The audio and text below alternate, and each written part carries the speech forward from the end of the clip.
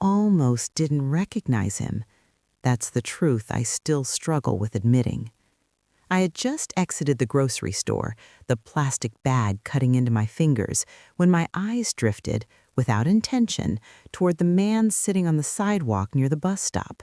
He was hunched forward, elbows on his knees, staring at the cracked pavement like it held the answers to questions he'd stopped asking years ago.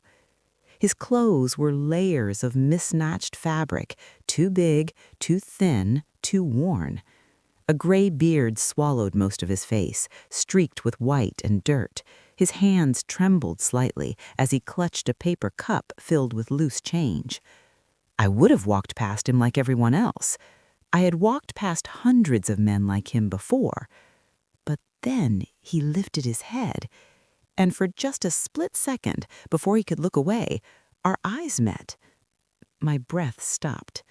Because beneath the grime, beneath the beard, beneath the hollowed cheeks and sunken eyes, I saw something terrifyingly familiar. That scar above his left eyebrow, the one he got the summer we were 26, when he tried fixing the roof himself and fell. My knees nearly buckled. "No," I whispered, shaking my head. "It couldn't be. It shouldn't be."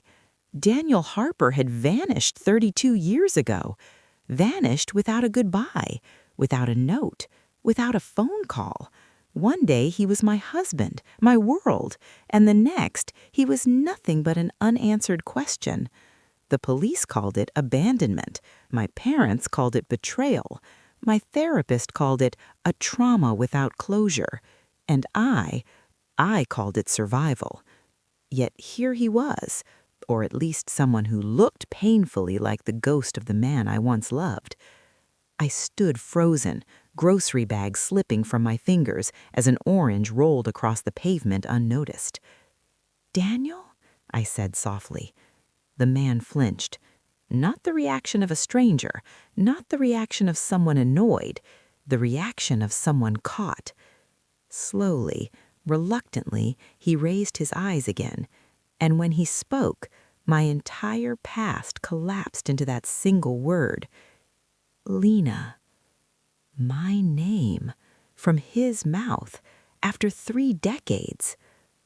The moment that broke me. I dropped everything. I didn't care who was watching, didn't care about the spilled groceries or the traffic noise or the curious stares. I knelt in front of him, my heart pounding so hard I thought it might split my chest open. "Oh my God," I whispered, "it is you." He tried to look away, tried to hide, but I grabbed his wrist before he could. His skin was cold, too thin, too fragile. "What happened to you?" I demanded, my voice shaking between fury and disbelief. "You disappeared. You left me with nothing, with questions I carried for 30 years. You let me think you were dead." His shoulders sagged. "I know." "You know?" I laughed bitterly, tears burning my eyes. "I mourned you. I hated you. I blamed myself. Do you know how many nights I lay awake wondering what I did wrong?" "I watched you," he said suddenly. I froze. "What?" "I watched from a distance," he continued, his voice barely audible. "I saw you rebuild your life." My stomach twisted. "You stalked me?" I snapped. "No," he said quickly. "I protected you." I stared at him, stunned. "You're homeless," I said coldly. "You're shaking, starving, and living on the street. Don't insult me with fantasies." He met my gaze then, and for the first time I saw it. Not madness, not delusion. Fear. Deep, long-buried fear. "There are things you don't know about me, and things I prayed you'd never find out." The first night back. I should have walked away. Every logical part of my brain screamed at me to leave. This man had shattered my life once already. But as I watched him struggle to stand, coughing violently into his sleeve, logic lost. I helped him up. He weighed almost nothing. "I'm not taking you home," I said firmly, But you're not sleeping outside tonight. He didn't argue. That scared me more than anger would have. I booked a cheap motel room, nothing fancy but clean. While he showered, I sat on the edge of the bed.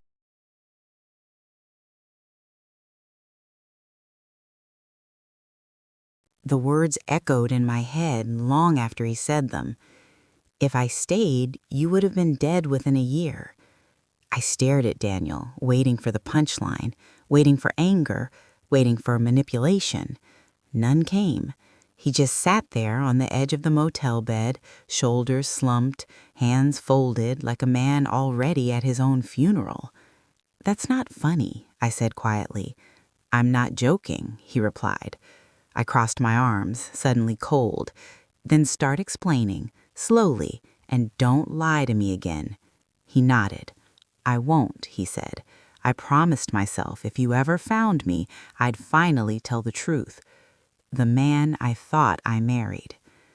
When I married Daniel Harper, I thought I knew him. He was a civil engineer, or at least that's what I believed. He worked long hours, traveled often, and always came home exhausted. But he was gentle, soft-spoken, the kind of man who kissed your forehead before bed and fixed broken things without being asked. We lived a quiet life. No luxuries, no enemies, just us. "What you didn't know," he began, "was that my degree, my job, even my name were only half true." My stomach tightened. "What do you mean?" I asked. He exhaled slowly. "I worked for a private security firm contracted by the government," he said, "but not the kind you see in movies. We cleaned up messes no one wanted traced back to them." I shook my head. "You're saying you were a spy now?" "No," he said firmly. "Worse. I was the man who made sure other men disappeared." The room felt smaller. "Daniel," he continued quickly, "I wasn't proud of it. I told myself it was temporary, that I was protecting people, countries, stability." He looked at his hands. "But I was really just protecting myself from asking hard questions." The file that changed everything. "It started with a file," he said, "a digital archive I wasn't supposed to open." I leaned back against the wall, heart racing. "What was in it?" "Names," he said. "Politicians, CEOs, military officials, people you see on television, smiling, shaking hands." He swallowed. "And proof. Bribes, illegal weapons deals, human trafficking routes disguised as humanitarian aid." My breath caught. "You could have gone to the police," I said. He laughed softly. "That's what I thought too, until I realized the police were on the list." Silence. They knew I'd seen it. I didn't even have to tell anyone. Suddenly, my access was restricted. Then my supervisor disappeared. Then my apartment was broken into. I remembered that night. The night Daniel came home, pale, shaking, insisting we move our bed away from the window. "You were already in danger," he said, looking straight at me now. "They just hadn't decided what to do with you yet." My chest tightened painfully. "Why didn't you tell me?" I whispered. "Because the moment you knew," he said, "you would have been leverage." The day he decided to vanish. "They offered me a choice," Daniel continued. "Disappear quietly or watch you pay for my mistakes." My hands clenched into fists. "They wouldn't have killed me," I said, trying to believe it. He met my eyes. "They killed a man's 6-year-old daughter to send me a message," he said. "I saw the photos." The room spun. "I was followed everywhere," he went on. "Our phone was tapped. Your office had a man sitting in the lobby twice a week." I felt sick. "You were already marked," he said. "You just didn't know it." "So you decided to ruin my life instead?" I snapped. He flinched. "I decided to save it," he said quietly. The disappearance. "I staged everything," Daniel said. "I emptied our joint account slowly so it wouldn't look suspicious. I left just enough for you to survive." "You left me with 3 months of rent," I said bitterly. "And a reason to hate me," he replied, "which kept you safe." Tears burned my eyes. "I needed them to believe I abandoned you," he said, "not that I was protecting you." He looked down. "If they thought you mattered to me," he said, "they would have used you." I remembered how fast the surveillance stopped, how quickly my phone stopped clicking, how my life slowly returned to normal. I always thought it was time. It wasn't. It was him. Life in the shadows. "I moved constantly," Daniel said. "New cities, new names.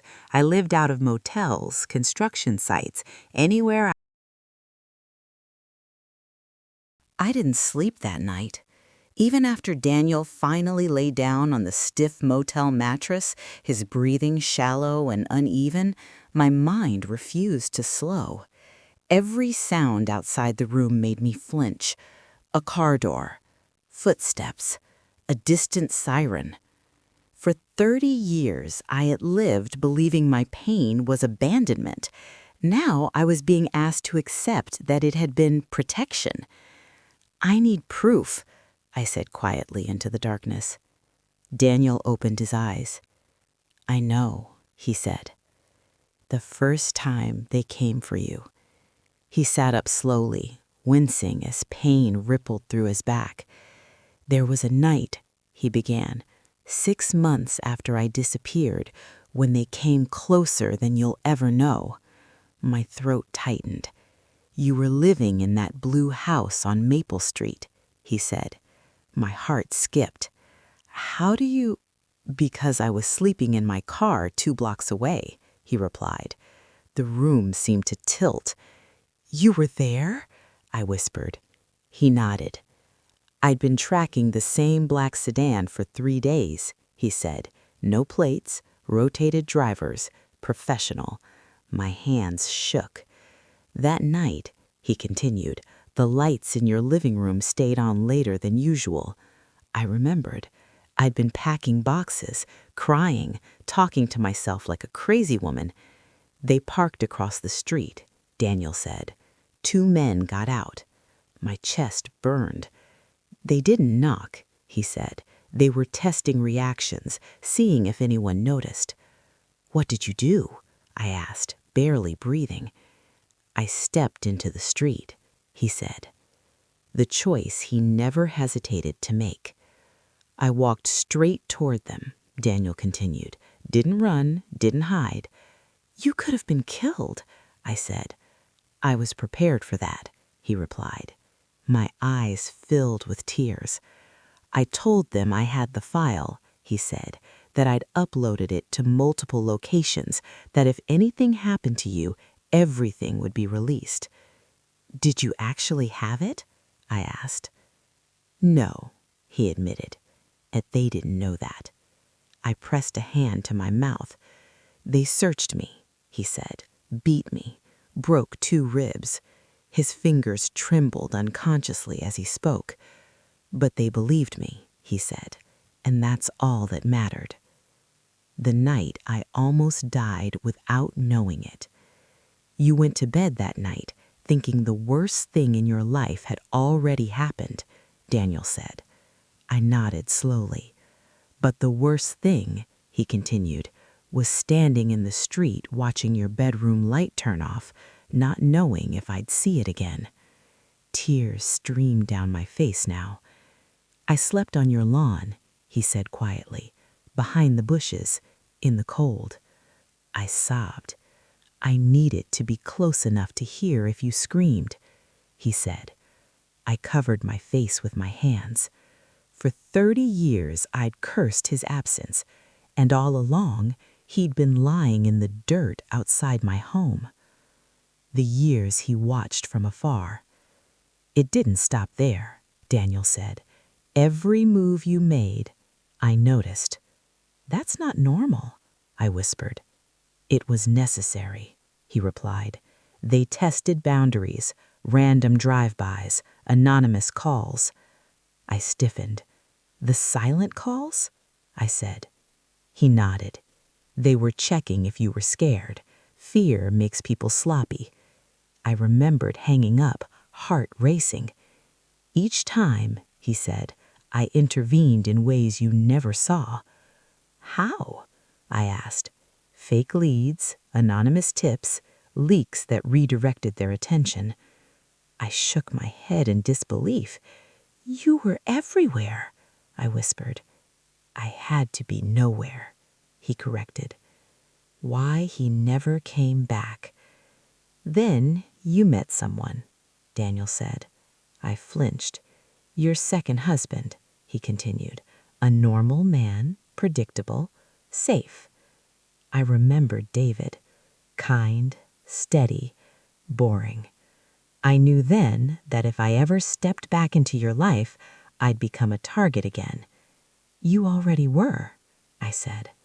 "Yes," he replied, "but you weren't." Silence fell heavy between us.